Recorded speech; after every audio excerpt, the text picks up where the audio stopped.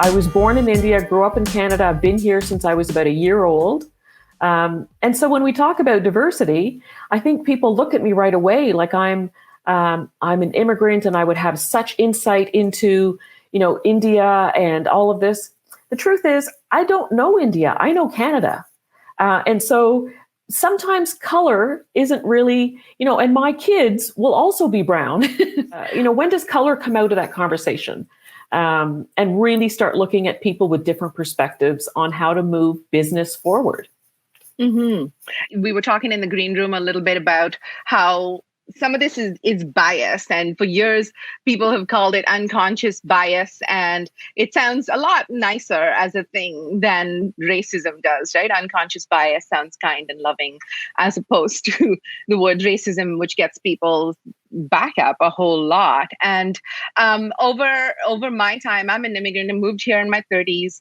My daughter, who is now 10, has had already, like from the time she was 6 or 7, has had experiences. And one of them I remember was when they were reading about Rosa Parks, and 2 of her friends, both white, a boy and a girl, who said to her that, oh, if this was old times and you couldn't have sat next to us. And I was like, that's what you took away from Rosa Parks? Like, the fact that you can take that bias and impose it on today's world and use it as a threat, So I think sometimes this discussion, the depth of it, in terms of how much these microaggressions are sort of faced on a daily basis, tends to horrify my friends. It tends to make them really uncomfortable if I get into it and say it, which is why I think the temptation in many of our cases, my case for sure, is to just not talk about it. Like just like put your head down and just do what you're doing.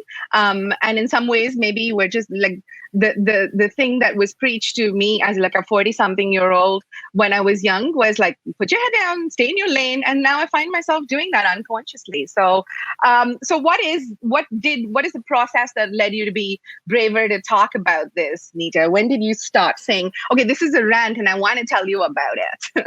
I think it was when people would hear some of the stories and say, oh my gosh, I had no idea.